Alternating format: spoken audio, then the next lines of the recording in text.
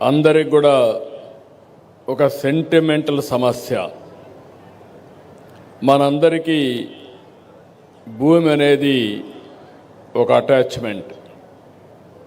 మన తల్లిదండ్రుల నుంచి, మన పూర్వీకుల నుంచి ఆ భూమి మనకు వారసత్వంగా వస్తూ ఉంది. కొంతమంది కష్టపడుతున్నాం, అదనంగా భూమి కొనే పరిస్థితికి వస్తుంది.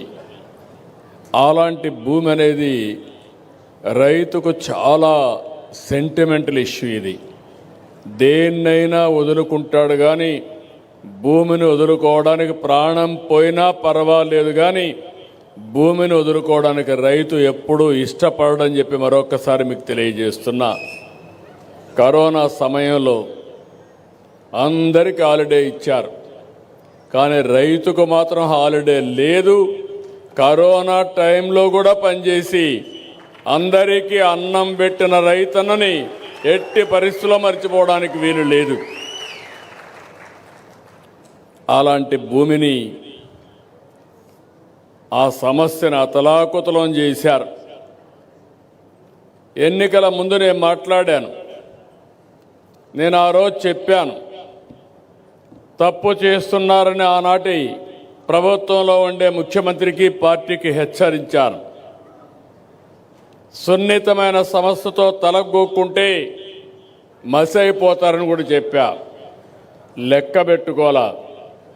అహంకారం కళ్ళపైకెక్కి ఎంతవరకు పోయిందంటే, మీ తల్లో, మీ తండ్రో, మీ తాత ముత్తాతలు ఇచ్చిన ఆస్తికి ఆయన ఫోటో వేసుకోవడం.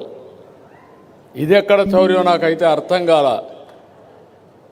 ఇంకో పక్కన మీరు ఒకసారి చూస్తే, మీ భూమి మీరు ఆ పొలంలో పోయి చూస్తే అక్కడ రాళ్ళన్నీ సర్వే రాళ్ళు పెట్టి ఆ సర్వే రాళ్లకు ఎనుబొమ్మ వేసుకోవడం. ఇది ఎక్కడ క్రేజో నాకైతే ఇప్పుడు కూడా అర్థం కావడంలా. ఏంటిది ఈ విచిత్రమైన ఆలోచన విధానం? ఇంకొక పక్కన మీ భూమి కంప్యూటరైజ్ చేసి ల్యాండ్ టైటిలింగ్ యాక్ట్ తీసుకొచ్చాడు, ఒక చట్టాన్నే తీసుకొచ్చాడు. ఆ చట్టాన్ని తీసుకొచ్చి ఆ చట్టానికి అధిపతుల్ని ప్రైవేటు వ్యక్తులు పెట్టారు, గవర్నమెంట్ వాళ్ళు కాదు, ఎంఆర్ఓ కాదు. ఆయనకు నచ్చిన వాళ్ళని పెట్టుకోవడానికి, పెత్తనం చేయడానికి ఆయన మనుషులు పెట్టుకున్నాడు. అంటే మీ భూమి ఆయన చేతిలో పెట్టుకుని ఆయన మనుషుల ద్వారా పెత్తనం చేసి మిమ్మల్ని కంట్రోల్ చేయాలనుకున్నాడు. నేను చెప్పి వినకపోతే నేను ఆ రోజు ల్యాండ్ టైటిలింగ్ యాక్ట్ని, పట్టాదారు పాస్ పుస్తకాన్ని దగ్ధం చేసే పరిస్థితికి వచ్చారు. మీరు అందరూ చూసుంటారు. అలాంటి పరిస్థితి తీసుకొచ్చాడు. నేను ఒకే మాట చెప్పాను, ఇంకో పక్క మీ భూములు ఆయన సొంత మనుషులు కంప్యూటర్లో పెట్టుకొని ఎక్కడో అమెరికాలో పెట్టుకున్నారు. ఏం తమ్ముళ్ళు ఊహించారా నేను అడుగుతున్నా. ఒకవేళ కానీ ఎలక్షన్లో తెలుగుదేశం ఎన్డీఏ కూటమి రాకపోయింటే మీ భూములు గోయిందా గోయిందా. అవునా కాదా? అవునంటే చేతులపై ఎత్తండి. అది ఆనాటి పరిస్థితి.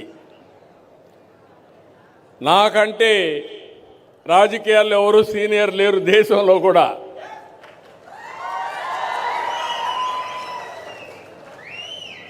నేను చాలామందిని చూశాను. నిన్న మొన్న వచ్చిన వాళ్ళు ఇంత ప్రమాదకరమైన ఆలోచనలు చేశారంటే చాలా బాధ కలుగుతుంది. నేను ఆ రోజు ఒక హామీ ఇచ్చాను, మీకు గట్టిగా చెప్పాను, మీ ఆస్తులు మీకు భద్రత ఇది ఉండాలి. మీ భూమి, మీ హక్కు వేరే వాళ్ళ ఫోటో ఉండడానికి వీలు లేదు.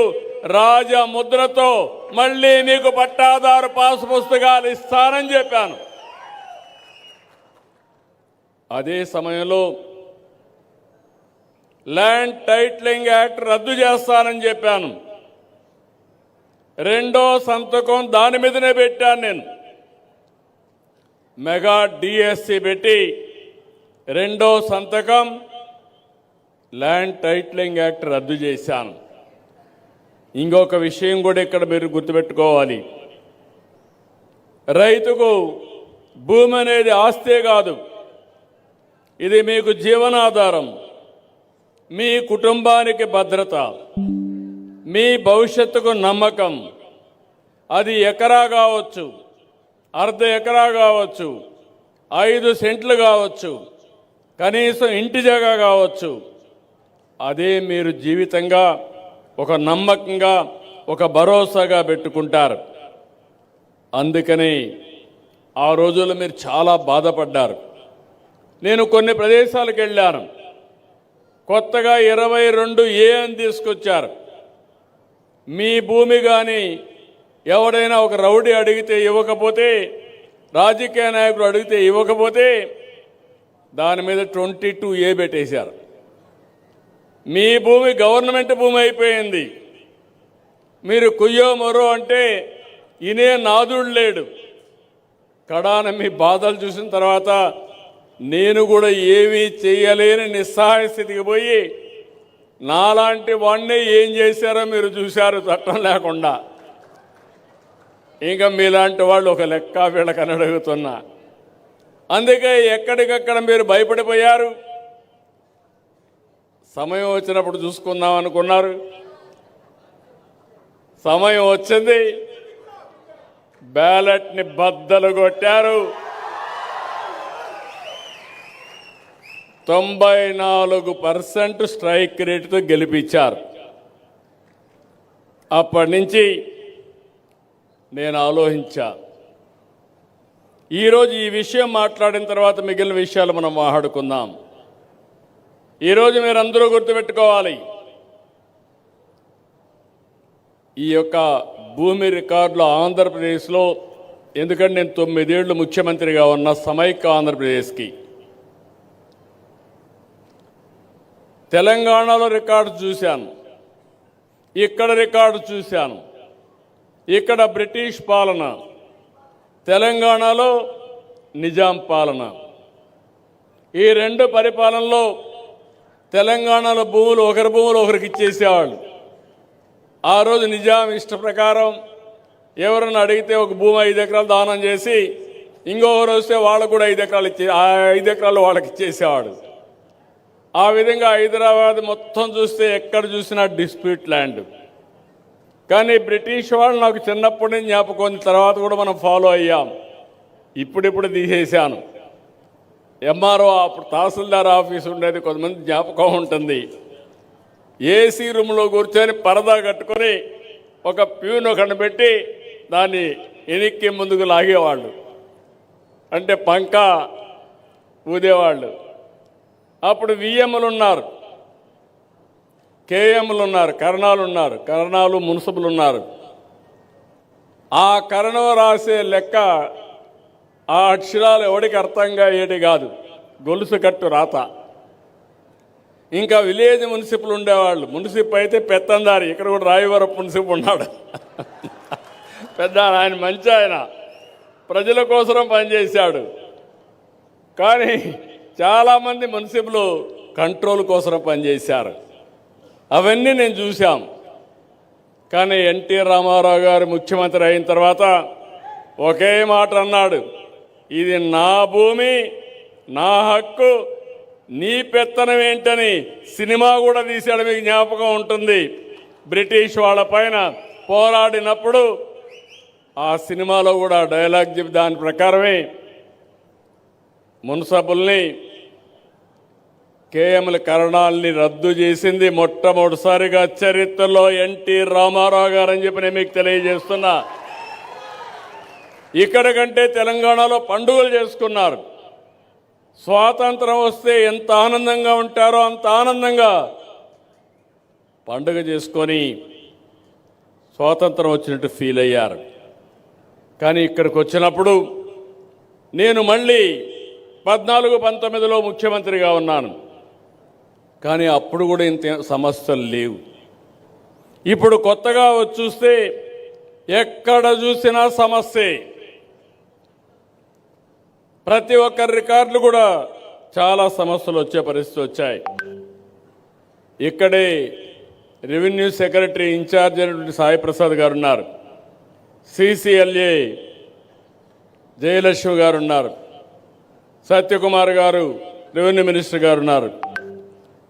చాలా మీటింగులు పెట్టా, చాలా సమీక్షలు చేశా.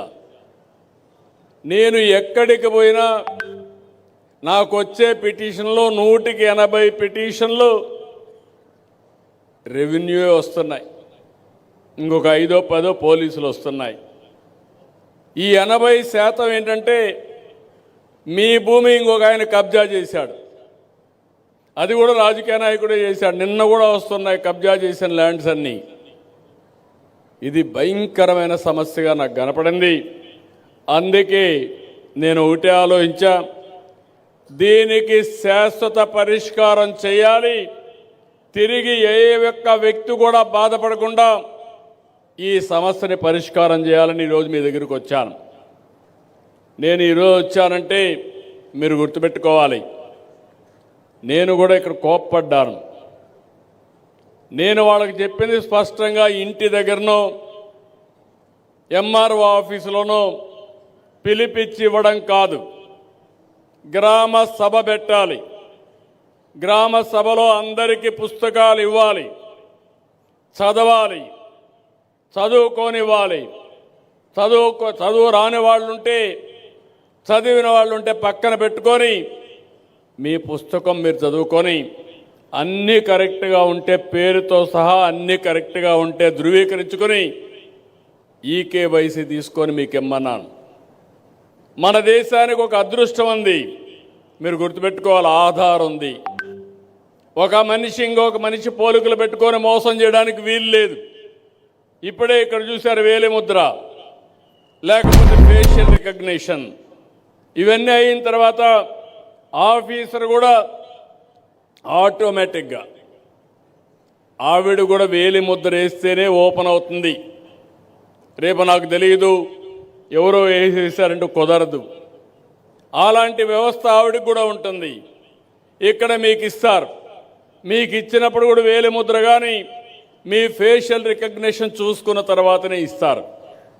దీనివల్ల ఎక్కడా మోసాలు జరగవు. ఇంకో పక్క ఎంఆర్ఓ ఆఫీస్ ఉంది, లేకుంటే ఒకప్పుడు అధికార యంత్రాంగం ఉంది, బాధ్యత లేకుండా చేశారు, లింక్ డాక్యుమెంట్స్ లేకుండా చేశారు. ఒక ఆర్డర్ పాస్ చేస్తే ఎందుకు పాస్ చేశారో దానికి ఆధారాలు కూడా లేకుండా కొన్ని దిక్కలు పోయే పరిస్థితి వచ్చింది. ఇప్పుడు అందుకే అన్నీ కూడా సర్వే చేపిస్తున్నాం, ఒక పద్ధతి ప్రకారం చేస్తున్నాం.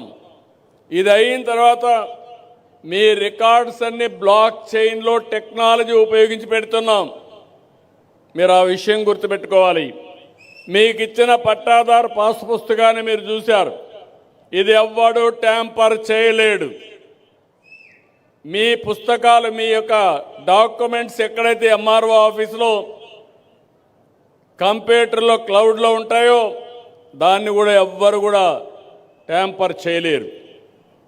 ప్రపంచంలోని best technology block chain technology, ఎలాంటి ట్యాంపర్ చేయడానికి వీలు లేకుండా ఉండే టెక్నాలజీ. ఎవడైనా ట్యాంపర్ చేసి పట్టుకొని మక్కలు ఎరగొట్టే టెక్నాలజీని ఇక్కడ ఇంప్లిమెంట్ చేస్తున్నామని చెప్పి కూడా నేను మీకు తెలియజేస్తున్నాను. ఎవడు చేయకూడదు. అది వస్తే ఇంక మీకు ఇబ్బంది లేదు. ఈరోజు మీరు ఇక్కడ చూశారు, మీరు ఎక్కడైనా సరే స్కానింగ్ చేసి మీ పుస్తకంలో ఒకసారి ఆ స్కానింగ్ చేస్తే మీ భూమి మీ పేరుతో ఉందా లేదా అని ఆటోమేటిక్గా తెలిసిపోతుంది. ఎవరైనా మీకు డౌట్ ఉంటే ఖర్చు కూడా లేదు, ఫోన్ ఉంటే ఒకసారి స్కానింగ్ చేసుకొని చూసుకోండి. నిద్రపోయేటప్పుడు ఒకసారి చూడండి, నిద్ర లేచినప్పుడు ఒకసారి చూడండి. మీ భూమి మీ పేరుతో ఉందా లేదా ఒకసారి చెక్ చేసుకొని హాయిగా పడుకొని నిశ్చింతగా పడుకునే పరిస్థితి తేవాలనేది నా అభిమతం. అందుకనే ఈ కార్యక్రమానికి శ్రీకారం చుట్టాను. ఇంకో పక్కన మీరు అమెరికాలో ఉన్నా, ఇక్కడ మీ ఊర్లో ఉన్నా, మీ పొలానికి ఒకవేళ కానీ కొంతమందికి దారి తెలియకపోతే, బయట నుండే మీ పిల్లలు తెలియకపోతే నేరుగా క్యూఆర్ కోడ్ పెట్టి గూగుల్ మ్యాప్లో నేరుగా నీ పొలం దగ్గరికి తీసుకుపోతుంది. ఆ బాధ కూడా లేదు. ఇప్పుడు ఇలాంటి ఫీచర్స్ అన్నీ పెట్టి క్యూఆర్ కోడ్ పెట్టాం. లింక్ డాక్యుమెంట్స్ కూడా బ్రిటిష్ వాళ్ళ పీరియడ్ నుంచి ఉండే లింక్ డాక్యుమెంట్స్ అన్నీ కూడా కలెక్ట్ చేస్తా. ఓసారి మనకు ఆర్కైవ్స్లో కొన్ని రికార్డ్స్ ఉంటాయి, అవి కూడా కంప్యూటరైజ్ చేస్తాం. అవన్నీ కూడా డేటా వేర్ హౌసింగ్లో పెడతాం. మిగిలిన రిలవెంట్ డాక్యుమెంట్స్ అన్ని క్లౌడ్లో పెడతాం. ఎప్పటికప్పుడు ఎలాంటి అవకతవకలు లేకుండా చేసే బాధ్యత మాదని నేను మీ అందరికీ హామీ ఇస్తున్నా. ఈరోజు మీరు ఒకసారి చూస్తే వీళ్ళు చేసిన పనికి మళ్ళా రీసర్వేలు చేసి 6,688 గ్రామాల్లో రీసర్వే పూర్తయింది. 4,783 గ్రామాల్లో పాసు పుస్తకాలను ముద్రించాం. 22,33,000 పాసు పుస్తకాలు సిద్ధంగా ఉన్నాయి. మండపేట నియోజకవర్గం 36,032 పాసు పుస్తకాలు పంపిణీ చేయాలని నిర్ణయించాం. తనిఖీలో కొన్ని లోపాలు కూడా వచ్చాయి జిల్లాలో. ఇవన్నీ చూస్తే 1,18,000 రాష్ట్రం మొత్తం 1,18,000 పాసు పుస్తకాల్లో లోపాలుంటే అవన్నీ కూడా సరిచేస్తున్నాం. నేను ఒకే ఆదేశం ఇచ్చాను, స్పష్టమైనటువంటి ప్రొసీజర్ ఇచ్చాను. ఇవన్నీ కూడా సర్వే అయిపోయిన తర్వాత మీ దగ్గరకు వచ్చి ఎక్కడ మీ భూమి ఏ పేరుతో ఉంది, ఏ జాయింట్ ఎల్ఎం ఉంది, ఒరిజినల్ సర్వే నెంబర్ ఎంత ఉంది, ఎన్ని జాగాల్లో డిఫరెంట్ ఎల్ఎంలు ఉన్నాయి, అవన్నీ కూడా తీసుకొస్తారు. అవి తీసుకొచ్చి మీ అందరికి కూడా ఒక ప్రూఫ్ ఆఫ్ కాన్సెప్ట్ కింద ఒక లెటర్ ఒకటి ఇచ్చి మీరు చదువుకొని ఇది కరెక్ట్గా ఉందంటే అది కూడా మీది కూడా మళ్ళీ ఈకేవైసీ కూడా తీసుకొని మీది కరెక్ట్గా ఉందంటే అవి ప్రింటింగ్ పంపిస్తారు. ప్రింటింగ్ పంపించిన తర్వాత మళ్ళీ ఆ ప్రింట్తో వస్తే పుస్తకాలు వస్తాయి, అవి కూడా మీ దగ్గర తీసుకొస్తారు. మళ్ళా చదివినిపిస్తారు. ఒకవేళ కానీ చదివిన దాంట్లో లోపాలుంటే ఆ పుస్తకం ఇవ్వడానికి వీలు లేదు. నేను ఈరోజు మీకు ఇస్తున్నానంటే నిన్నటి వరకు జరిగిన ట్రాన్స్ఫర్స్ అన్నీ కూడా రిజిస్ట్రేషన్స్ అన్నీ పరిగణలో తీసుకొని నాకు ఎంత డబ్బులైనా పర్వాలేదు లేటెస్ట్ పాస్బుక్ మీకు ఇచ్చే బాధ్యత ఈ ప్రభుత్వం తీసుకుంటామని మీ అందరికీ హామీ ఇస్తున్నా. దీనివల్ల మీకు ఒక భరోసా, ఒక భద్రత వచ్చే పరిస్థితి వస్తుంది. ఇంకో పక్క నేను ఒక కార్యక్రమానికి శ్రీకారం చుట్టా. సంవత్సరం కాల పరిమితి పెట్టుకున్నా. 12 నెలలు వీళ్ళకి టైం ఇచ్చాను. ప్రతి నెల 1వ తారీఖు పింఛన్లు ఇవ్వాలి. పేదల సేవలో కార్యక్రమం ఉంది. 2వ తారీఖు నుంచి ఈ కార్యక్రమం ప్రారంభమవుతుంది. 2 నుంచి 9 వరకు ఇస్తారు. 9వ తారీఖు నేను వస్తాను. ఒక ఊర్లో నేను చూస్తాను, ఇప్పుడే చూసా. ఈరోజు నాకు తృప్తిగా లేదు. ఇచ్చిన ప్రతి ఒక్కరిని ఇక్కడ కూర్చొనబెట్టి నేను ఏదో పబ్లిక్ మీటింగ్కి రాలేదు. ఈరోజు నేను ఒక పర్పస్ కోసం వచ్చాను, ఒక పని మీద వచ్చాను. పని మీద వచ్చినప్పుడు ఆ 900 మంది ఎంతమందికి పట్టాదారు పాసు పుస్తకాలు ఇస్తే అంతమంది ఇక్కడ కూర్చొని ఒకసారి వాళ్ళు చూసి మాకందరికి కరెక్ట్గా ఉన్నాయని చెప్పుంటే నేను చాలా సంతోషించేవాడిని. అది నా అభిమతం. నేరుగా నేను మీకు ఇవ్వాలనుకుంటున్నాను. నేను అన్నీ ఇవ్వలేను కాబట్టి గ్రామ సభలు పెట్టి ప్రజా సమక్షంలో ఈ పుస్తకాలు ఇవ్వాలనుకుంటున్నాం.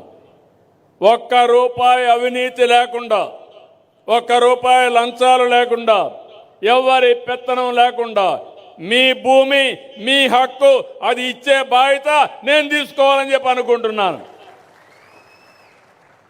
అలాంటి సమయంలో అధికార యంత్రాంగానికి చెప్పాను, కొంతవరకు చేశారు, కానీ దీన్ని ఇంకా పర్ఫెక్ట్గా చేయాల్సిన అవసరం ఉంది. ఎమ్మెల్యేలు బాధ్యత తీసుకోవాలి, ఎంపీలు బాధ్యత తీసుకోవాలి. ఇది మీ బాధ్యత. ప్రజలకు సేవ చేయడం అంటే ఏదో 4 పనులు అడగడమే కాదు. ఇబ్బంది లేని పరిపాలన, సుపరిపాలన ఇవ్వాల్సిన అవసరం ఉంది. ఎంఆర్ఓ వాళ్ళు కోరుతున్నా, ఆర్డీఓ వాళ్ళు కోరుతున్నా, సమర్థవంతంగా లాస్ట్ మైల్లో ఇది అమలు కావాలి. ఇది ఒక పవిత్రమైన యజ్ఞం. ఇది మీరు కూడా మనసు పెట్టి పనిచేస్తే తప్ప ఆ యజ్ఞ ఫలితాలు పేదవాళ్లకు చెందవని చెప్పి కూడా నేను మీకు తెలియజేస్తున్నా. అందుకని ఈ నెల 11వ తారీఖు వరకు ఇస్తున్నాం. నెక్స్ట్ మంత్ నుంచి 9వ తారీఖే లాస్ట్ డేట్. 2, 9 7 రోజులు, వారం రోజులు. ఈ వారం రోజుల్లో రెడీ అయినటన్నీ పంపిణీ చేస్తాం. మళ్ళీ 20 రోజులు సర్వేలు చేస్తాం, ప్రింటింగ్ చేపిస్తాం, ప్రూఫ్ ఆఫ్ కాన్సెప్ట్ చూపిస్తాం. చూసిన తర్వాత అన్నీ బాగుంటే ఫైనల్గా చేపించి మళ్ళీ 2 నుంచి గ్రామ సభలు డేట్లు ఇస్తాం. ఆ డేట్ వారుగా 7 రోజుల్లో పంపిణీ చేస్తాం. ఇప్పుడు ఉదాహరణకు 22,33,000, అందులో 1,18,000 తప్పులున్నాయని చెప్పి అన్నారు. అవి కూడా ఉండడానికి వీల్లేదు. ఒకసారి ప్రింట్ అయితే ఇంకా ఆటోమేటిక్గా 0 మిస్టేక్స్ ఉండాలి. అందుకే నేను ఒక మాట చెప్పాను, ఈ 1,18,000 ప్రింట్ అయినా పర్వాలేదు, తప్పులుంటే వారుగా పెట్టేయండి. మళ్ళీ ప్రింట్ అంతా కూడా చేసి కొత్త పాస పుస్తకాలు, ఎక్కడా తప్పు లేని పాస పుస్తకాలు ఇచ్చే బాధ్యత మీది. ఒకవేళ అలాంటి పుస్తకాలు ఇస్తే వాళ్ళపైన కఠిన చర్యలు తీసుకుంటానని మరొకసారి మీ అందరికీ హామీ ఇస్తున్నా. కాబట్టి మిమ్మల్ని నేను కోరేది, ఇలాంటి ఒక ఉదాత్తమైనటువంటి దీనికి నేను శ్రీకారం చుట్టాను. రాష్ట్రంలో ఉండే రైతులందరికీ విజ్ఞప్తి చేస్తున్నా, మిగిలిన వాళ్ళు కూడా అందరికీ విజ్ఞప్తి చేస్తున్నా, అర్థం చేసుకోమని కోరుతున్నా. ప్రభుత్వం అనేది వివాదాలు సృష్టించడానికి కాదు, వివాదాలు పరిష్కరించడానికి. ఒక్క సర్వే రాళ్లపై ఆనాటి ముఖ్యమంత్రి బొమ్మ కోసం 660 కోట్లు ఖర్చు పెట్టాడు. 660 కోట్లు పెడితే ఒక మెడికల్ కాలేజ్ రెండో ఒకటి అయి ఉండేది కదా, ఎందుకు పెట్టలేదు? ఇంకొక పక్కన పట్టాదారు పాస్ పుస్తకాల పైన ఆయన ఫోటో వేసుకోవడానికి 22 కోట్లు ఖర్చు పెట్టాడు. ఈరోజు మీరు ఒకసారి చూస్తే 77 లక్షల సర్వే రాళ్లపైన ఆయన ఫోటో ఉంటే మళ్ళీ క్లీన్ చేయించా. ఎందుకంటే చాలామంది ముందుకు వచ్చారు, మా భూమి తెల్లవారితో నిద్రలేసి ఈయన ముఖం చూడడం ఏంటి అని అంటే, మళ్ళా నాకు ఆ క్లీన్ చేసే బాధ్యతకు అదనంగా ఖర్చు. ఏం చెప్పాలి తమ్ముళ్ళు? ఇవన్నీ కూడా పూర్తి చేశాం. ఈరోజు ఇవన్నీ చేసి తప్పులు నేరాలు ఎక్కడా లేకుండా, ఇంకొక పక్కన ఈరోజు 17,000 గ్రామాల్లో ఈ కార్యక్రమాన్ని స్టార్ట్ చేశాం. ROR, F lines, resurvey, assignment ఇవన్నీ కూడా దాదాపు 29 అంశాలపైన ఫిర్యాదులు రాగా వాటన్నిటిని పరిష్కారం చేస్తున్నాం. 22A తప్పుడు రికార్డులో బెదిరించి అవన్నీ చేసినట్టుని కూడా నోట్ చేస్తున్నాం. 22A భూముల్ని, ప్రైవేటు భూములను తొలగించడం ద్వారా చాలామందికి ఆ జాబితాను తొలగిస్తున్నాం. మాజీ సైనికులు, స్వాతంత్ర సమర యోధులు, రాజకీయ బాధితులు, వీరికి నిర్దేశించినటువంటి 8 డాక్యుమెంట్లో ఒక్క డాక్యుమెంట్ ఆధారం ఉన్న అది తీసుకొని ఆ నిషేధ జాబితా నుంచి తొలగిస్తున్నాం. ఇంకో పక్కన యజమానులు తమ భూమిని కన్వర్షన్ చేసుకోవాలంటే నాలా చట్టం ఉండేది. ఆ నాలా చట్టాన్ని రద్దు చేశాం. ఇప్పుడు ఏ రైతు కూడా మళ్ళీ ఎంఆర్ఓ ఆఫీసుకు పోకుండా స్వేచ్ఛగా మీ భూమి అమ్ముకోవడానికి కూడా వీలు కల్పించాం. ఇంకో పక్కన ఒకప్పుడు అన్ని జాయింట్ కలెక్టరే చూసేవాడు, మళ్ళా ఆర్డీఓకి అధికారం ఇచ్చాం. ఇప్పుడు నేను ఒకటే చెప్తున్నా, ఇంత మునుపు కూడా చెప్పాను మీ జాయింట్ కలెక్టర్కి, జాయింట్ కలెక్టర్స్కి ఒక సంవత్సరం ఈ బాధ్యత అప్పచెప్తున్నాం. ప్రతి నెల నేను మిమ్మల్ని అందరినీ కోరుతున్నాం. ఇప్పుడు మీకు పట్టాదారు పాస్ పుస్తకం ఇచ్చాం. ఇచ్చిన తర్వాత ఐవీఆర్ఎస్ అడుగుతున్నాం. తప్పులు చెప్పొద్దండి. ఏదైనా నేను అభిప్రాయం అడిగితే వాస్తవాలు చెప్తే మెరుగైన పరిపాలన ఇవ్వడానికి అవకాశం వస్తుంది. మీరు ఒక్క విషయం గుర్తుపెట్టుకోవాలి, ఈ ప్రభుత్వం ఇంతవరకు చాలా తప్పులు తొందరపాట్లు జరిగాయి. స్వార్థంతో చేశారు, లాలూచ రాజకీయాలు చేశారు, కబ్జా చేసి పొలాలు కొట్టేయాలని చెప్పి చూశారు. అందుకే ఇవన్నీ కరెక్ట్ చేయడానికి 1.0 రీసర్వే చేసి ఇవన్నీ కూడా రైతుల్ని భయోందనలు గురి చేశారు. ఇప్పుడు దీన్ని మళ్ళా రీసర్వే చేశాం. 6,685 గ్రామాల్లో గ్రామ సభలు పెట్టాం. రైతుల నుంచి 2,79,712 అర్జీలు వస్తే స్వీకరించాం. 100% డిస్పోజ్ చేశాం. సబ్ డివిజన్ కోసం ఫీజు ఉంటే మాఫీ చేశాం. మీకు వారసత్వంగా ఆస్తుంటే మీరు పిల్లలకి ఇవ్వాలంటే అంత మునుపు డబ్బులు ఛార్జ్ చేస్తే 100 రూపాయలు పెట్టి మీరు ఇచ్చుకునే స్వేచ్ఛ కూడా ఇచ్చాం. ఎక్కువ ఉంటే 1000 రూపాయలు పెట్టి బాగా తగ్గించి ముందుకెళ్ళాం. ఇంకో పక్కన నేను మిమ్మల్ని అందరినీ ఒకటే కోరుతున్నాను, ఈరోజు మీలో ఒక ఆలోచన రావాలి. చిన్న చిన్న తగరాదులు పెట్టుకుంటున్నారు మీరు, అన్నదమ్ములు, తల్లి కొడుకులు, తల్లి కూతుర్లు, ఒక సెంటు విషయంలో గొడవపడి పోలీస్ స్టేషన్కి పోతున్నారు.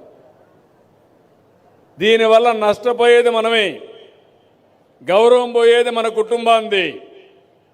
మన బంధువుల మధ్య ఉండే తగరాదులు కూడా మనం పరిష్కారం చేసుకోలేకుండా నేను ఎక్కడ పోయినా నాకు ఇచ్చే పరిస్థితికి వస్తున్నారు. నేను ఒక్క విషయం చెప్తున్నాను, నేను కూడా మీ మారి గ్రామం నుంచే వచ్చా.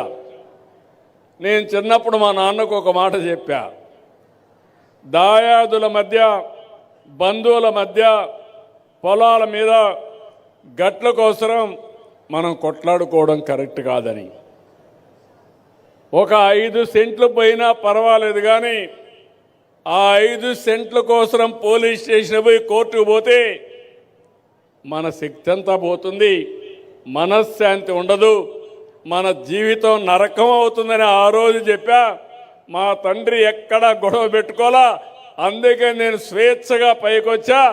ఈరోజు ఈ స్థాయికి వచ్చారంటే గొడవలు పెట్టుకోకుండా ఉండడం అని మీకు అందరికీ విజ్ఞప్తి చేస్తున్నా.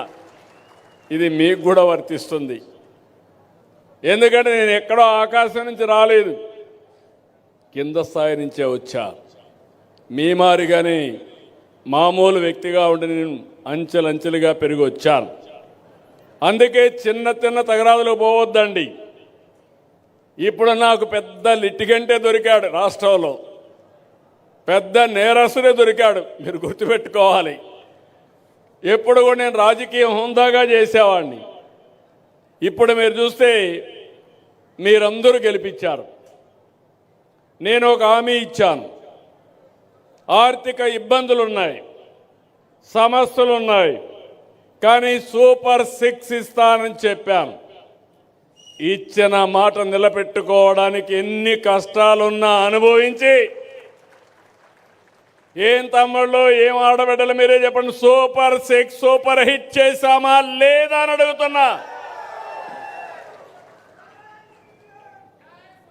33,000 రూపాయలు, సంవత్సరానికి 4,000, 6,000, 10,000, 15,000 రూపాయలు పింఛన్ ఇస్తున్నా. ఎవరైనా ఇస్తున్నారా ఈ దేశంలో అని మిమ్మల్ని అడుగుతున్నా.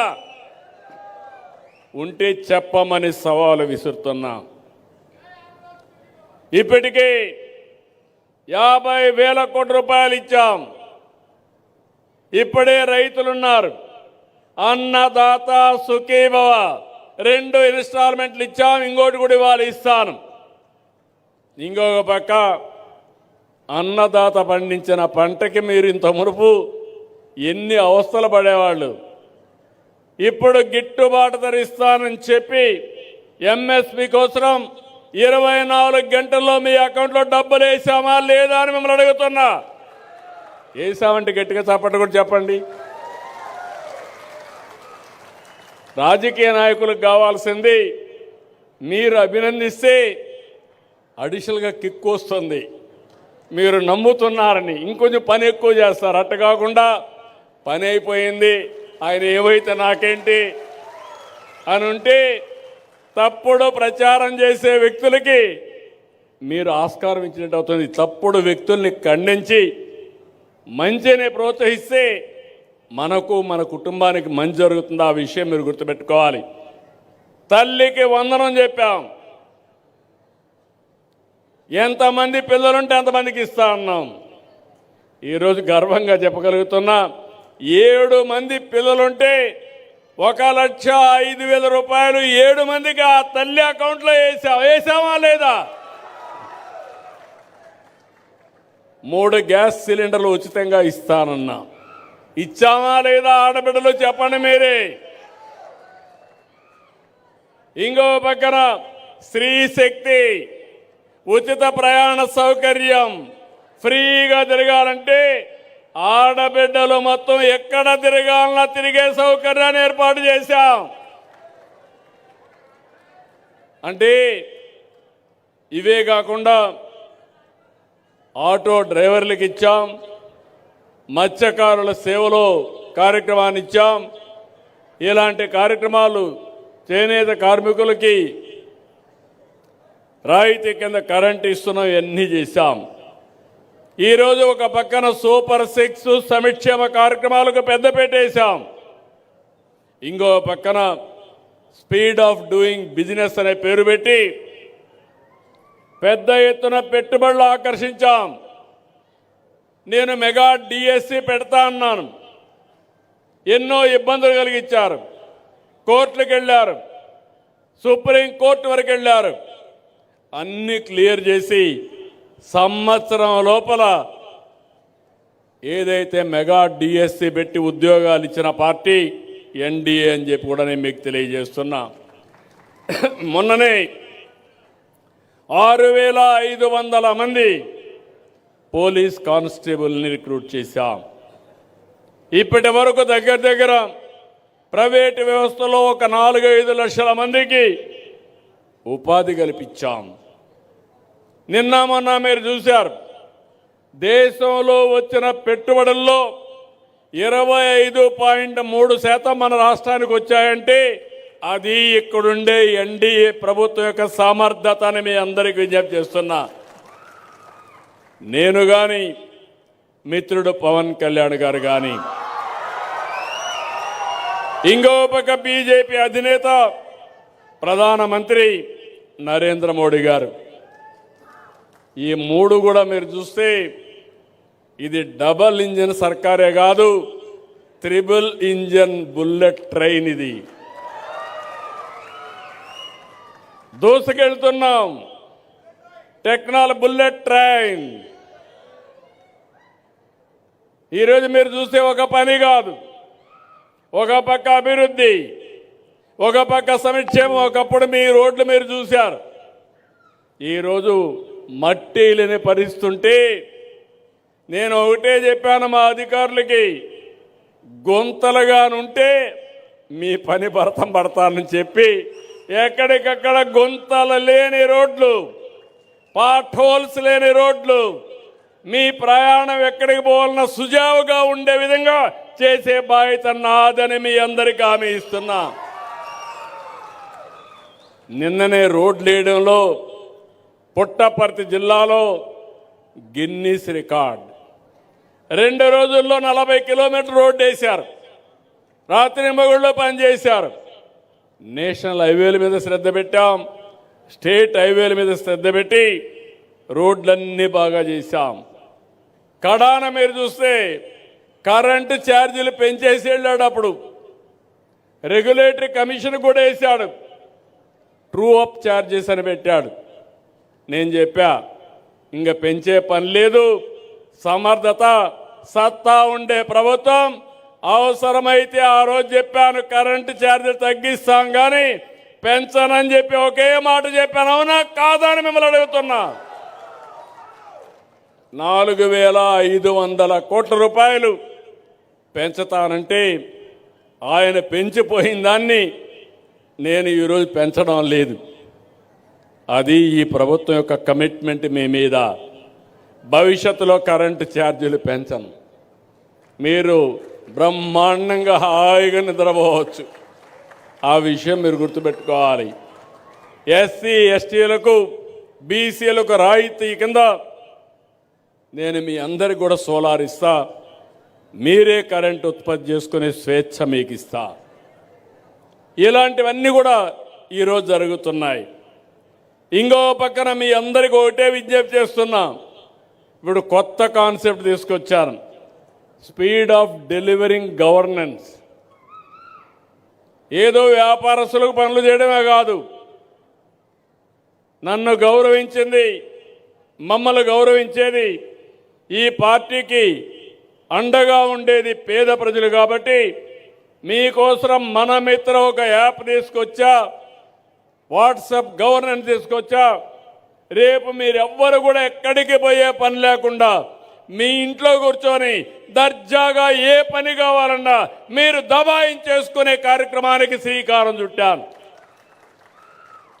క్యాస్ట్ సర్టిఫికేట్ కావాలన్నా, ఇన్కమ్ సర్టిఫికేట్ కావాలన్నా, మీకు ఏ పని కావాలన్నా, కడాన మీకు ఫోన్లో టైప్ చేయడం తెలియకపోతే మెసేజ్ పెడితే ఏఐ ద్వారా మెసేజ్ని కన్వర్ట్ చేసి మళ్ళా పని చేసి ఆ మెసేజ్ని మీకు చెప్పే బాధ్యత నేను తీసుకుంటానని చెప్పి కూడా నేను మీకు తెలియజేస్తున్నా.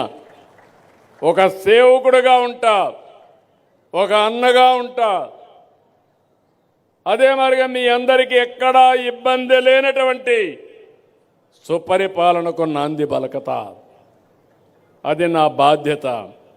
ఇంకో పక్క మీరు ఒకసారి చూస్తే ఇండ్ల దగ్గర కూర్చొని పని చేసుకున్న రోజులు వస్తున్నాయి. వర్క్ ఫ్రమ్ హోమ్ చదువుకొని ఉంటే పొలాల్లో పనులు చూసుకుంటూ, అవసరమైతే తల్లిదండ్రులు చూసుకుంటూ ఇంటి దగ్గరనే కూర్చొని పనిచేసే రోజులు వస్తున్నాయి. నాలెడ్జ్ ఎకానమీలో మీరు ఎవ్వరూ ఊహించిన విధంగా గూగుల్ అయితే $15 బిలియన్ అంటే దగ్గర 1,35,000 కోట్ల రూపాయలు పెట్టుబడులు పెట్టి డేటా సెంటరు, ఏఐ సెంటర్ని మన విశాఖపట్నంలో పెడుతున్నారంటే ఇటీవల కాలంలో ఏ రాష్ట్రంలో ఇంత పెద్ద ఎత్తున పెట్టుబడులు రాలేదు. అది మనం సాధించిన ఘనత. ఇలాంటివి అనేక కార్యక్రమాల్లో మనం ముందుకు పోతున్నాం.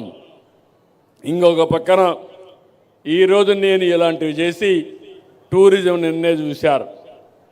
విజయవాడలో అమరావతిలో ఆవకాయ అమరావతి ఫెస్టివల్స్ ప్రారంభించాం. ఇక్కడే వస్తే మీరందరూ ఒకటి అడిగారు. ఇక్కడికి వచ్చినప్పుడు జగ్గన్న తోట ప్రబల తీర్థం. ఇది శతాబ్దాలుగా కోనసీమ ప్రజల భక్తి విశ్వాసాలు గౌరవిస్తూ జగ్గన్నపేట ప్రబల తీర్థాన్ని రాష్ట్ర పండుగగా జరపాలని నిర్ణయించాను. నిన్నే క్యాబినెట్లో నిర్ణయించాను. ఇది ఒక పండుగే కాదు, 400 సంవత్సరాల నుంచి వారసత్వంగా వస్తున్నటువంటి ఆధ్యాత్మిక సాంస్కృతిక ఉద్యమం. ప్రతి ఏటా కనుమ పండుగ. నిన్నటి వరకు న్యూ ఇయర్ అయింది, రేపు సంక్రాంతి వస్తూ ఉంది. సంక్రాంతి కన్క్లూడింగ్ ఫంక్షన్ కింద మనం కనుమ చేసుకుంటాం. అందులో ఈ ప్రాంతంలో అయితే గోదావరి జిల్లాలు అనగానే గుర్తొచ్చేది కోడి పందాలు.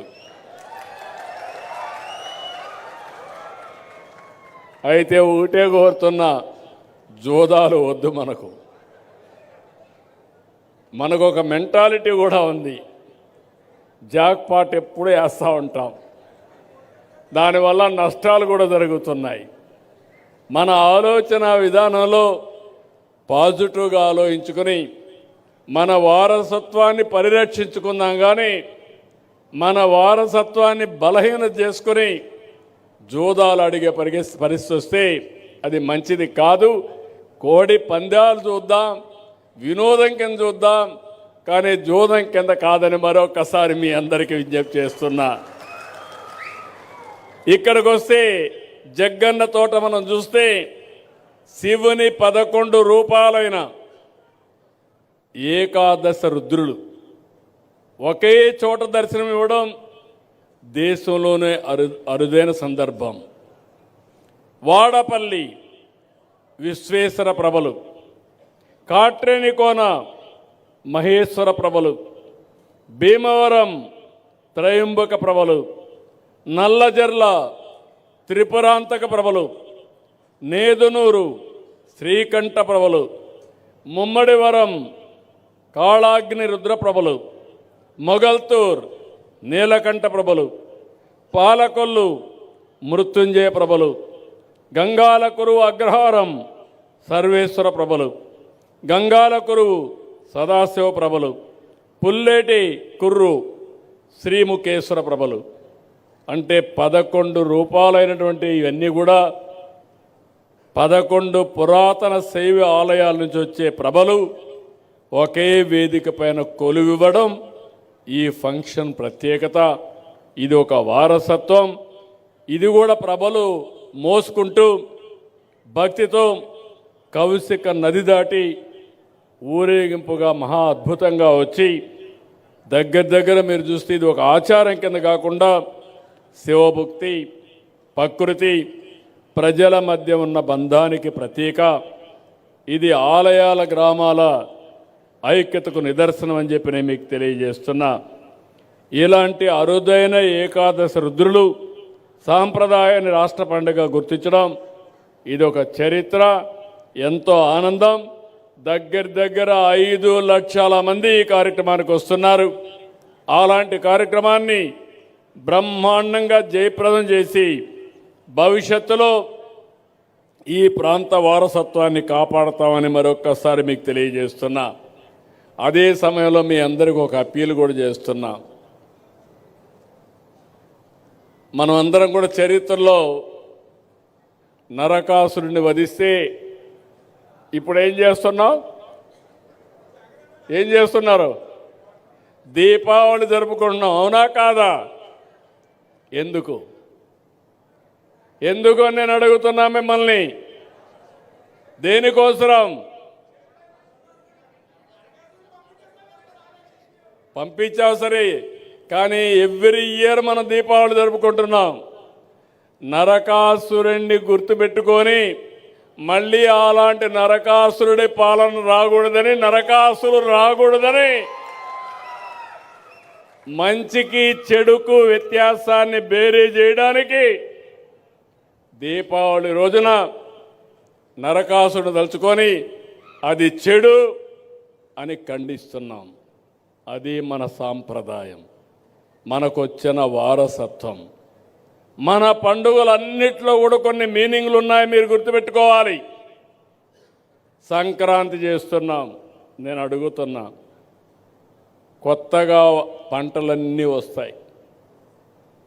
సంక్రాంతి అనగానే పిండి వంటలు, కొత్తగా వచ్చిన పంటలతో పిండి వంటలు చేసి మన బంధువులందరినీ పిలిపించుకొని ఆనందంగా ఊర్లో జరుపుకునే పండుగ. ఇంకో పక్క భోగి పండుగ చేసుకుంటున్నాం. భోగి పండుగ ఎందుకు చేసుకుంటున్నాం? చిన్నప్పటి నుంచి చూసేవాడిని. పాత వస్తువులన్నీ భోగిలో వేసి భోగి కాల్చి ఆ నీటితో స్నానం చేసి మంచి జరుగుతుంది, శుభం జరుగుతుందని చెప్పి మన సాంప్రదాయం. పశువుల పండుగ చేస్తాం, మన పశువుల్ని పూజిస్తాం. అంటే దేనికి పూజిస్తాం? ఆ పశువులు మన ఆస్తి. మనకు పనులు చేయడానికి ఒకప్పుడైతే ఎద్దులే, ఇప్పుడు ట్రాక్టర్లు వచ్చాయి, కానీ ఇప్పుడు పాలు ఇచ్చే పరిస్థితి వచ్చింది. ఇంకో పక్కన ప్రకృతి కోసం కనుమ పండుగ చేసుకుంటాం. ప్రకృతిని ఆరాధించడం మన సాంప్రదాయం. నేను అందుకనే ఒకప్పుడు గోదావరి ఫెస్టివల్లో అఖండ హారతి ప్రారంభించా. నా అదృష్టం మూడవసారి మళ్ళా గోదావరి ఫెస్టివల్ పుష్కరాలను నేనే నిర్వహిస్తున్నా. సమైక్య ఆంధ్రప్రదేశ్లో 12 ఏళ్లకు ఒకసారి గోదావరి పుష్కరాలు వస్తాయి, అప్పుడు నేనే ముఖ్యమంత్రి. మొన్న గోదావరి పుష్కరాలు 14 తర్వాత వస్తే అప్పుడు నేనే ముఖ్యమంత్రి. ఇప్పుడు మూడోసారి పుష్కరాలు వస్తే మళ్ళా ముఖ్యమంత్రిగానే పుష్కరాలు చేస్తున్నాం. ఇది చూసినప్పుడు ఒక సంతోషం, ఎందుకంటే నేను కొత్త సాంప్రదాయానికి శ్రీకారం చుట్టాను. రేపు మార్చి లోపల పోలవరం పూర్తి చేసి జాతికి అంకితం చేసే బాధ్యత తీసుకుంటాం. ఇది ఒక చరిత్ర, మామూలు చరిత్ర కాదు. నా జీవిత ఆశయంగా పెట్టుకున్నాం. పోలవరం పూర్తి చేసి 40 సంవత్సరాలుగా మీరు చూస్తే 3000 టీఎంసీ నీళ్లు సముద్రం పాలవుతున్నాయి. ఇందులో ఒక 200-300 టీఎంసీ మనం ఉపయోగించుకుంటే ఇంకా కరువనే మాట లేదు. మీరందరూ కాటన్ ద్వారా విగ్రహాలు పెట్టి పూజిస్తారు. దేనికోసం అడుగుతున్నా? దేనికోసం? ధవళేశ్వరం బ్యారేజ్ కట్టాడు, అంతే కదా? ఇన్నేళ్ళైంది, మర్చిపోయారా? ఆయన ఈ దేశం అయింది బ్రిటిష్ తరపున వచ్చాడా లేదా? ఆయన ఎందుకు గుర్తుపెట్టుకున్నాం? మంచి చేశాడు, రైతును ఆదుకున్నాడు, నీళ్లు ఇచ్చాడు. మంచి చేసిన వాడు ఏ దేశమైనా గౌరవించాలనేది మన సాంప్రదాయం. అవునా కాదా అని మిమ్మల్ని అడుగుతున్నా. ఇప్పుడు నాకెంత ఆనందం అంటే, నేను పోలవరాన్ని ఒక యజ్ఞం మారిగా ప్రారంభించాను. సోమవారం పోలవరం చేసుకున్నా.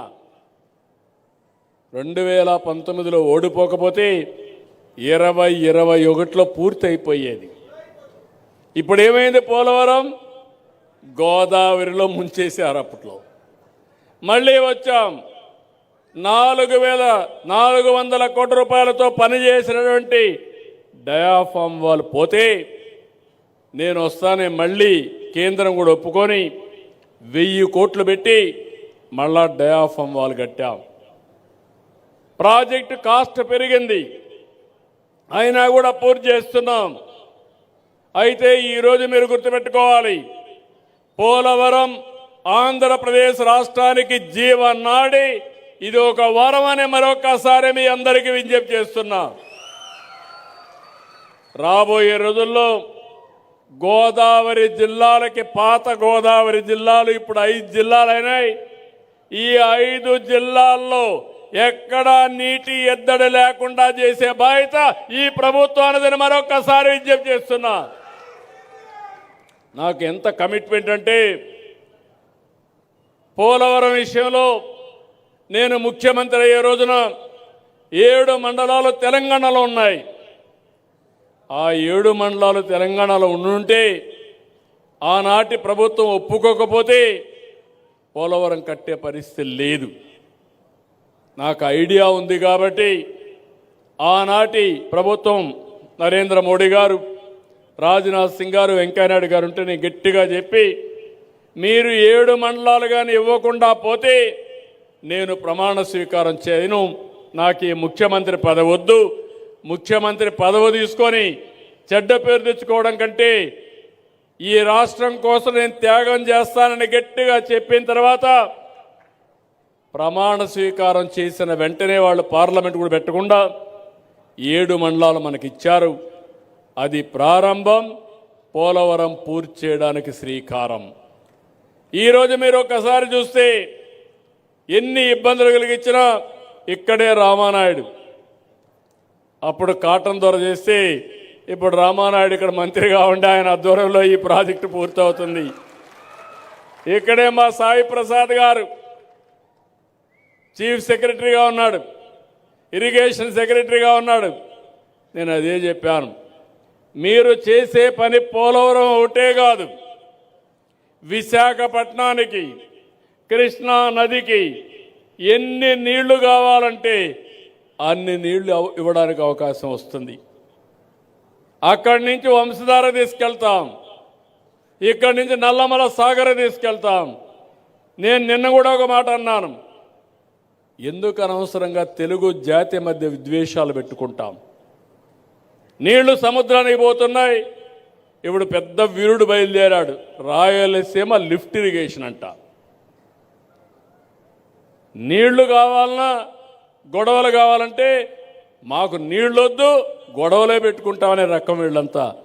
నేను ఒకటే చెప్తున్నాను, నాకు కావాల్సింది గొడవలు కాదు, నా జాతి ప్రయోజనాలు, తెలుగు జాతి ప్రయోజనాలు, నన్ను ఎన్నుకున్న ఆంధ్రప్రదేశ్ రాష్ట్ర ప్రయోజనాలు ఎట్టి పరిస్థితుల్లో ముందుకు తీసుకుపోతారని మరొక్కసారి హామీ ఇస్తున్నా. అందుకని గోదావరి అనేది ఒక ట్రంక్ ఇన్ఫ్రాస్ట్రక్చర్. ఇది ఒకసారి నీళ్ళన్నీ పోతా ఉంటే పంట కాలువలు, చిన్న చిన్న కాలువలు, డిస్ట్రిబ్యూటర్స్ అన్నీ ఈజీగా ఏర్పాటు చేసుకునే అవకాశం వస్తుంది.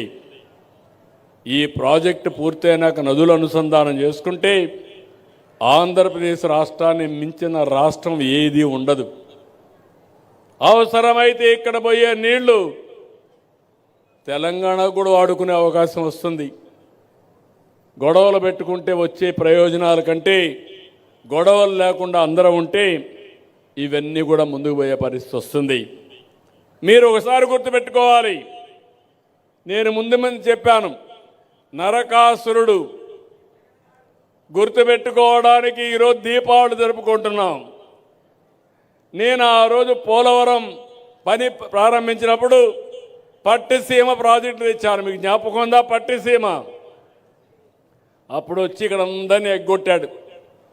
పట్టిసీమ వస్తే గోదావరి జిల్లాలు ఎడారైపోతాయన్నాడు. నేను ఆ రోజు ఇంకో మాట అన్నాడు, నువ్వు పట్టిసీమ కడతావు, నీళ్ళు ఎక్కడ పెడతావు అన్నాడు. నీళ్ళు ఎక్కడ పెడతానో తెలియకపోతే నేనేం చెప్తాను నీకు? పట్టిసీమ నీళ్లు కృష్ణా జిల్లాకు డెల్టాకి వెళ్తాయి. కృష్ణా జిల్లాలో వాడే నీళ్లు శ్రీశైలంలో పొదుపు చేసి రాయలసీమకి ఇస్తాం. రాయలసీమ కరువు సీమ,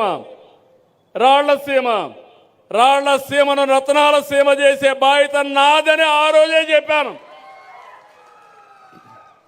100 టీఎంసీ నీళ్లు తీసుకుపోయి కృష్ణా డెల్టాకి నీళ్ళిచ్చా. అక్కడ వాడే 100 టీఎంసీ నీళ్లు శ్రీశైలంలో పొదుపు చేసి అంద్రి నీవా, తెలుగు గంగా, అదే సమయంలో ఎస్ఆర్బీసీ నగిరి గాలేరు కెనాల్ ద్వారా నీళ్లు తీసుకెళ్ళా. ఈ సంవత్సరం నాకు ఎంత ఆనందంగా ఉందంటే, 2 ఏళ్లలో కష్టపడ్డాం. చాలామంది ఎగతాళి చేస్తారు నన్ను, మీరు కూడా గుర్తుపెట్టుకోవాలి. కరువు సీమలో నీళ్లు లేకపోతే, ఒకప్పుడు వేరుశెనగ పంట వేయలేకపోతే, వేసిన పంట ఎండిపోతే, 10 ఏళ్ళు పంట వేసి 8 ఏళ్ళు ఎండిపోతే నేను ఇన్పుట్ సబ్సిడీ ఇచ్చాను. ఈరోజు గర్వంగా చెప్పగలుగుతున్నా, అదే అనంతపురం జిల్లాకు నీళ్లు ఇచ్చి రాబోయే 5-6 సంవత్సరాల్లో పండ్లు, కూరగాయలు, పూలు పండించి హార్టికల్చర్ హబ్గా తయారు చేసి ఈరోజు ఇండియాలో నెంబర్ 1గా ఉన్నాం. ఇంకొక 5-10 ఏళ్లలో ప్రపంచంలోనే ఒక పెద్ద హార్టికల్చర్ హబ్గా రాయలసీమ తయారు చేసే బాధ్యత నాది. ఇలాంటి కార్యక్రమాలకు నేను శ్రీకారం చుట్టా. ఇప్పుడు కొత్తగా నాకు గొడవే కావాలా, నాకు నీళ్ళొద్దు అంటే నేనేం చెప్పాలి? నిన్న మీరు చూశారు, తిరుమల పైన. మొన్నటి వరకు తిరుమలలో జరిగే నెయ్యి కల్తీ, ప్రసాదాలు కల్తీ, అక్కడ దర్శనాలు కల్తీ. అదే ఈరోజు ఎన్డీఏ గవర్నమెంట్ వచ్చింది. తమ్ముళ్ళు, మీరు ఈ మధ్యకాలంలో ఎవరన్నా తిరుమలకు పోయి వచ్చారా అని అడుగుతున్నా. పోయిన వాళ్ళకి వ్యత్యాసం కనపడిందా లేదా అని మిమ్మల్ని అడుగుతున్నా. ఎప్పుడూ చేయని విధంగా వైకుంఠ ఏకాదశి జరిపాం.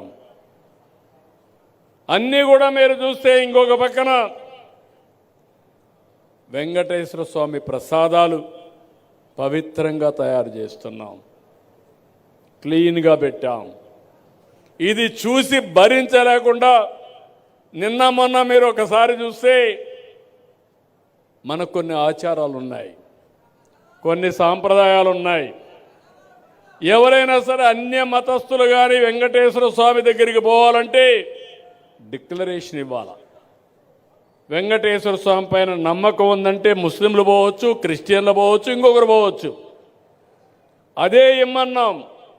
అదే ఇమ్మంటే నేను ఎళ్లనని నిలిపేసిన వ్యక్తి వెంకటేశ్వర స్వామిని గురించి మాట్లాడితే నా ఇంటి కుల దైవం, పవిత్రతను కాపాడే బాధ్యత నాదని మరొకసారి మీ అందరికీ హామీ ఇస్తున్నా.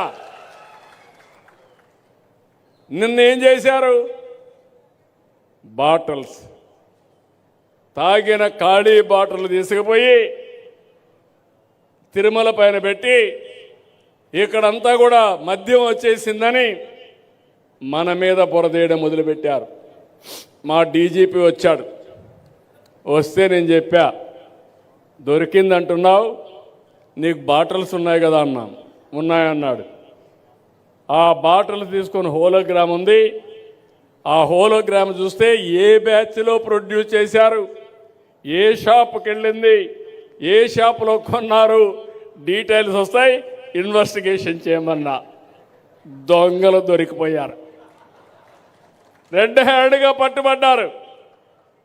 సాక్షి పేపర్లో న్యూస్ వేస్తాడు, సాక్షి టీవీలో న్యూస్ వేస్తాడు, తిరిగి ఎదురుదాడి మన మీద చేస్తాడు. నేను చాలా అప్రమత్తంగా ఉన్నా. ఎందుకంటే నేనే ముఖ్యమంత్రి బాబాయిని చంపినప్పుడు తెల్లవారి నారాసుర రక్త చరిత్ర అయిపోయింది. ఆ రోజు నేను జాగ్రత్తగా ఉండుంటే గేమ్ ఈజ్ ఓవర్, ఇంత వచ్చే ఇబ్బంది వచ్చేది కాదు. ఇప్పుడు కూడా నన్ను మోసం చేయాలనుకుంటున్నారు.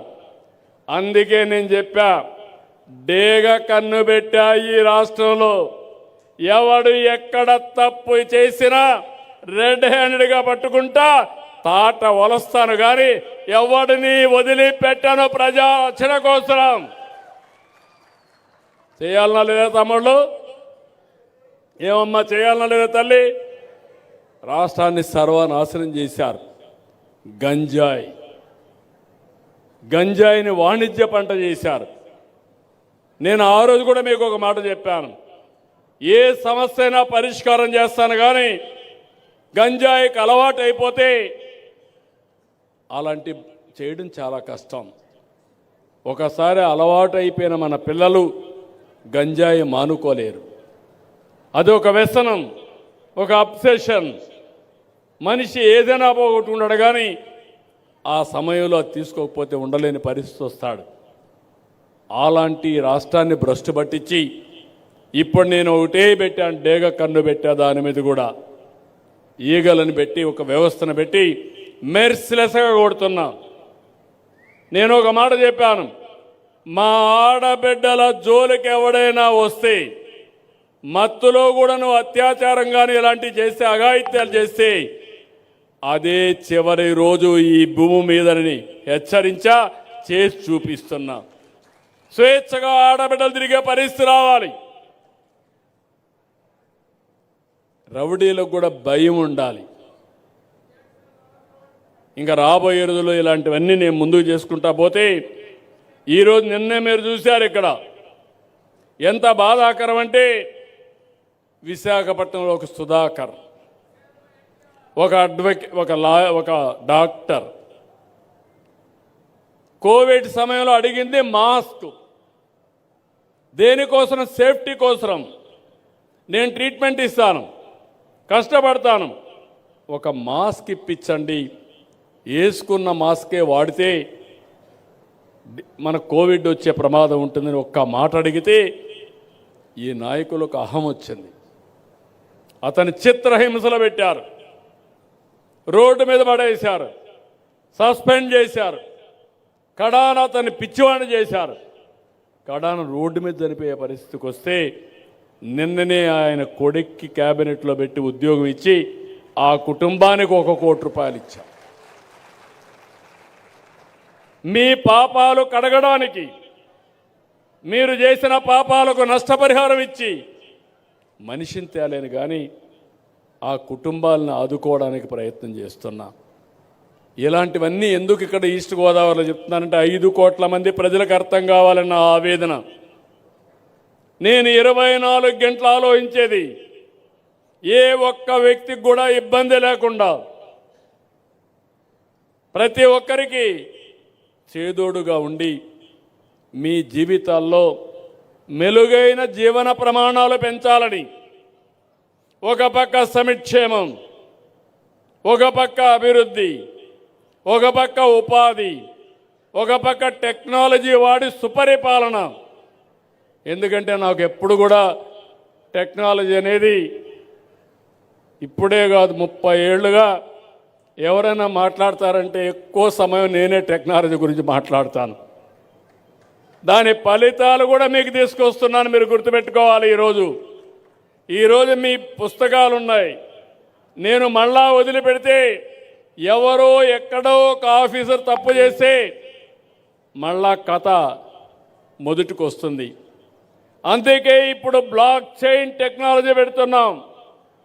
మా ఆఫీసర్లకు అందరికీ చాలా స్పష్టంగా చెప్పాను, ఇది నేను ఒక చరిత్ర సృష్టించాలనుకుంటున్నా. ఒక్క లిటిగేషన్ లేకుండా ఈరోజు నేను ఒక విషయం మిమ్మల్ని అడుగుతున్నా. ఈరోజు మీరు ఒకసారి చూస్తే మీరు షేర్ మార్కెట్లో డబ్బులు కడతారు, మీకేం సర్టిఫికెట్లు రావు, కంపెనీ మీ దగ్గరికి రాదు. సెన్సెక్స్ ఉంది, రేట్లు చూసుకుంటారు, అనలైజ్ చేస్తారు, ఏ కంపెనీ బాగుంటే ఆ కంపెనీలో పెడతారు, ఆటోమేటిక్గా ఆన్లైన్లో ట్రాన్సాక్షన్స్ అయిపోతాయి, అమ్మకాలు కొనుగోళ్లు అన్నీ కూడా ఆన్లైన్లో అయిపోతాయి. ఎందుకు మనం అలాంటి వ్యవస్థలు క్రియేట్ చేసుకోలేం? ఎందుకు పిల్లర్ టు పోల్ ఆఫీసర్ చుట్టూరు తిరగాలి? మొన్నటి వరకు మా వాళ్ళు అన్నారు, ఎవరైనా ఒక చిన్న పిటిషన్ పెట్టుకోవాలంటే గ్రామ సచివాలయం, ఇప్పుడు దాని పేరు కూడా మార్చా, స్వర్ణ కార్యాలయం పెట్టా, అక్కడికి పోవాలి. అక్కడుండే ఒక ఆఫీసర్ కానీ మీ కాగితం తీసుకొని రిజిస్ట్రేషన్ చేయకపోతే రిజిస్ట్రేషన్ లేదు. ఇది ఎక్కడ చోద్యం? ఎందుకు పర్మిషన్ కావాలి? దేనికోసం పర్మిషను? కనీసం నువ్వు ఫోన్ ఎత్తుకొని హలో అంటే, నేను మనమిత్ర దీంట్లో కానీ నాకు ఈ ప్రాబ్లం ఉందంటే దాన్ని కన్సర్న్ ఆఫీసర్ పంపించి ఆ సమస్య పరిష్కారం చేయాలని నేను అనుకుంటే, మీరు కాగితం ఇచ్చి రిజిస్ట్రేషన్ చేయమంటే అది కూడా చేయకుండా దానికి కూడా చేయి దడిపితే ఏదో చేస్తామంటే ఇది ఎక్కడ న్యాయం అని నేను అడుగుతున్నా. అందుకే మీలో కూడా ఒక ఆలోచన రావాలి. రాబోయే రోజుల్లో ప్రతి నెల ఒక్క రోజున టెక్నాలజీ పెనిట్రేషన్ తీసుకొస్తాను, ఇంటింటికి మీకు నేర్పిస్తా ఎట్లా వాడుకోవాలను. అది మీరు వాడుకుంటే ఇబ్బందులు లేని మీ జీవితాలు తయారు చేసే బాధ్యత, సమస్యలు లేకుండా అవినీతి లేకుండా సుపరిపాలన ఇచ్చే బాధ్యత నాదని మరొక్కసారి హామీ ఇస్తున్నా. మిగిలిన విషయాలు ఇంకొకసారి నేను మాట్లాడతా. ఇక్కడికి వచ్చినప్పుడు రాయవరం గ్రామంలో ఎమ్మెల్యే గారు డ్రైన్స్, సీసీ రోడ్లు 2,50,00,000 అడిగాడు. తప్పకుండా నేను ఇక్కడికి వచ్చా, గుర్తుండే విధంగా కంపల్సరీగా 2,50,00,000 రూపాయలు ఇచ్చి ఈ గ్రామాన్ని పూర్తిగా బాగు చేసే బాధ్యత ఎన్డీఏ ప్రభుత్వం తీసుకుంటామని మరొక్కసారి హామీ ఇస్తూ నేను మీ అందరికీ రాష్ట్రంలో ఉండే ప్రజలందరికీ హామీ ఇస్తున్నా. 1 year సహకరించండి. అన్ని సమస్యల్ని పరిష్కారం చేస్తున్నాం. 1 by 1 చేసుకుంటా పోతున్నాం. గాడి తప్పిన పరిపాలన ఘాట్లో పెడుతున్నాం. అదే సమయంలో మేము యజ్ఞం మారిగా ఈరోజు పరిపాలన చేయడం కోసం ప్రయత్నం చేస్తూ ఉంటే కొంతమంది రాక్షసుల మారిగా అసత్యాల్ని అబద్ధాల్ని పదే పదే చెప్పి వీళ్ళు తప్పుడు పనులు చేసి ఆ తప్పుడు పనులు వేరే వాళ్ళపైన వేయాలని ప్రయత్నం చేస్తున్నారు. ఏది ఏమైనా మీలో చైతన్యం చాలా ముఖ్యం. ఆ చైతన్యం ఉన్నంత వరకు ఎవ్వరు ఏం చేయలేరు. ఇంకొక పక్కన కూడా మీరు గుర్తుపెట్టుకోవాల్సిన అవసరం ఉంది. సుస్థిరమైన పరిపాలన, దీర్ఘకాల పరిపాలన వల్ల మన జీవితాల్లో అనేకమైనటువంటి మార్పులు వస్తాయి. అట్ట కాకుండా మన ఆలోచన విధానంలోనే 5 ఏళ్లకు ఒకరిని మార్చేద్దామని ఆలోచిస్తే దానివల్ల నష్టం ఎక్కువ వస్తుంది. మీరు గుర్తుపెట్టుకోండి, 14-19లో అభివృద్ధి చేశాం, 19-24 విధ్వంసం చేశారు. ఇప్పటికి 2 ఏళ్ళు అవుతా ఉంది, 2వ సంవత్సరం. చేసిన విధ్వంసాన్ని కరెక్ట్ చేయడానికే సరిపోతా ఉంది. అది మళ్ళీ ఇంకొక 6 నెలలు సంవత్సరం ఇప్పుడు రెవెన్యూ ఉంది, ఇంకా 1 year పడుతుంది. అంటే దగ్గర దగ్గర 3 ఏళ్ళు పట్టింది ఒక విధ్వంసాన్ని నేను కరెక్ట్ చేయడానికి. మళ్ళీ వచ్చి ఇంకొక విధ్వంసాలు చేస్తే అవి కరెక్ట్ చేసుకుంటా పోతే ఎప్పటికీ పరిష్కారం అవుతాయని అడుగుతున్నా. ఒక విధ్వంసం పోలవరం, అదే 21లో పూర్తి అవ్వాల్సిన ప్రాజెక్టు 27కు పోయింది. ఇలాంటి 1-2 కాదు, ఒక అమరావతి నిన్న కూడా చూశారు. ఎవరైనా సరే బుద్ధి జ్ఞానం ఉండే వ్యక్తులు మాట్లాడతారు నాకు తెలియదు. ముఖ్యమంత్రి ఎక్కడుంటే అక్కడే క్యాపిటల్ అంట. మొన్నటి వరకు 3 ముక్కలాట ఆడారు. అంటే 3 రాజధానులు అన్నారు. ప్రపంచంలో ఎక్కడా లేవన్నాం, కానీ వినలేదు. ప్రజలు గుణపాఠం చెప్పారు, ఎన్నో ఇబ్బందులు పెట్టారు. ఇప్పుడు మాట్లాడుతున్నాడు, ఎక్కడ రాజ్యాంగంలో రాజధాని పేరు లేదంట. ముఖ్యమంత్రి ఎక్కడ కూర్చొని పనిచేసి బెంగళూరులో కూర్చుంటే ఇడుపుల పాయకి పోతే అదే రాజధాని. అంటే ఏంటి చేదస్తో నాకైతే అర్థం కావడం లేదు. ఇప్పుడు అంటున్నాడు అది నది పక్కన వచ్చిందంట. రాజమండ్రి ఎక్కడుంది? విశాఖపట్నం ఎక్కడుంది? లండన్ ఎక్కడుంది? ఢిల్లీ ఎక్కడుంది? చెన్నై ఎక్కడుంది? అంటే బాంబే ఎక్కడుంది? కనీసం ఇలాంటి ఇంగిత జ్ఞానం లేని వాళ్ళు కూడా రాజకీయాలు చేస్తే వీళ్ళు ఏం మాట్లాడాలి? ఇంకో పక్క మెడికల్ కాలేజ్ గురించి మాట్లాడుతున్నాడు, బెదిరిస్తున్నాడు. పీపీపీ అంటే అర్థం కాదు. అంటే ఈరోజు రోడ్లెట్ వచ్చాయి, లేకపోతే నిన్న భోగాపురం ప్రాజెక్టు కట్టాం, భోగాపురం ప్రాజెక్టు నాదే అని అంటాడు. మళ్ళా అది పూర్తి అవుతా ఉంది. అయితే అప్పుడు విధ్వంసం చేసి ఇప్పుడు పూర్తయితే పేరు ఎన్డీఏకి వస్తుందని అది కూడా నాదనే పరిస్థితికి వచ్చాడు. అది నీదైతే పీపీపీ అయితే అక్కడ ముద్దు, ఇక్కడ మెడికల్ కాలేజీలు అయితే వద్దా? ఎవరు చెప్పారు నేను అడుగుతున్నా. ఈ ప్రభుత్వం ఒకటే చెప్తున్నాను, ఎవరెన్ని చెప్పినా ఈరోజు ఈ ప్రభుత్వం పేదవాళ్ళ కోసం పనిచేసే ప్రభుత్వం, సంపద సృష్టించే ప్రభుత్వం, మీ జీవితాల్లో వెలుగిచ్చే ప్రభుత్వం. ఇది ఏమాత్రం ఆగదని మరొక్కసారి తెలియజేసుకుంటూ ఈరోజు ఒక హిస్టారికల్ కార్యక్రమానికి శ్రీకారం చుట్టాం. అలాంటి హిస్టారికల్ కార్యక్రమం ఈ రాయవరంలో పెట్టడం. నాకు రాయవరం మున్సబ్ అయితే చాలా పరిచయం ఉంది. ఎన్టీఆర్తో అయితే చాలా అత్యంత ముఖ్యుడిగా ఉండేవాడు, అనేక సందర్భాల్లో వచ్చేవాడు. ఆయన నేను చూశాను. మనిషి ఒక నాయకుడు అంటే ఎంత పర్ఫెక్ట్గా ఉంటాడంటే రాయవరపు మున్సబ్ ఒక ఉదాహరణ అని చెప్పి నేను మీకు తెలియజేసుకుంటూ, అదే సమయంలో ఈరోజు మూలారెడ్డి విగ్రహం కూడా ఇక్కడ పెట్టాం. తెలుగుదేశం అంటే నమ్మకమే కాకుండా ఫౌండర్ మెంబర్గా ఉండి ఎన్ని ఇబ్బందులు వచ్చినా తెలుగుదేశం జెండా మోసిన ఏకైక వ్యక్తి మూలారెడ్డి గారు. ఆయన కూడా ఈరోజు దండేసే అవకాశం వచ్చింది, నివాళులర్పించే అవకాశం వచ్చింది. ఇవన్నీ జరిపిన దానికి మీ అందరిని అభినందిస్తూ, మిమ్మల్ని చూస్తే ఇక్కడే ఉండాలనిపిస్తుంది కానీ మళ్ళా కార్యకర్తల మీటింగ్ ఉంది, ఇంకా చాలా పనులు ఉన్నాయి. అందరికీ ధన్యవాదాలు. Thank you. ఇదొక చరిత్ర.